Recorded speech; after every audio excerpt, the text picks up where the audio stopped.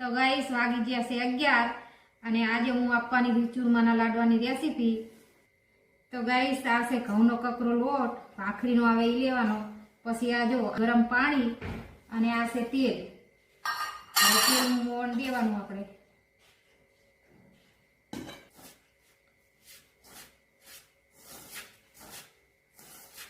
તો ગાઈસ આ મુઠ્ઠી વરે એટલું મોણ દેવાનું, જો આવું જો, અને આ ગરમ પાણીમાં લોટ બાંધી દેવાનો।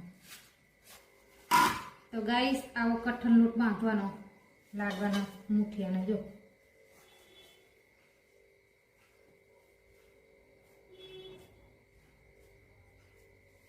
આવા ગાઈસ મુઠિયા બનાવવાના।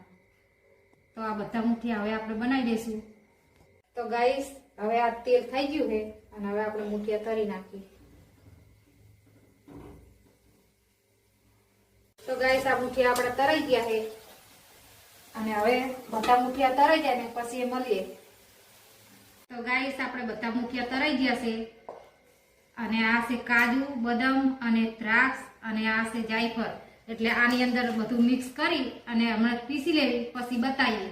તો ગાઈસ આ મુઠિયા પીસી લીધા છે, હવે આમાં ગોળ નાખશું અને આ ઘી નાખશું અને પછી લાડવા બનાવી દઈશું। તો આપણે પેલા નાખી દેવી અંદર ગોળ।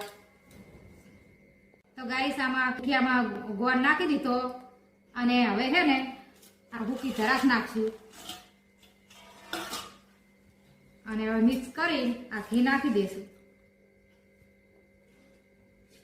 તો ગાઈસ આ મિક્સ કરી નાખ્યું અને હવે આશું આપણે લાડવા।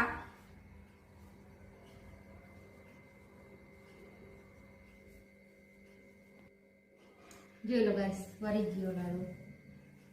હવે બધા લાડવા વાળી દેવી પછી બતાવી દઈશું તમને। તો ગાઈસ મસ્ત ઘીમાં લચપચતા લાડવા મોઢા મૂકે અને પીગળી જાય એવા લાડવા આપણા થઈ ગયા છે। તો ગાઈસ ખાવું હોય ને આવી જજો। તો ગાઈસ અમારા લાડવાની રેસીપી કેવી લાગી તો ગમે તો લાઈક કરજો અને શેર કરજો।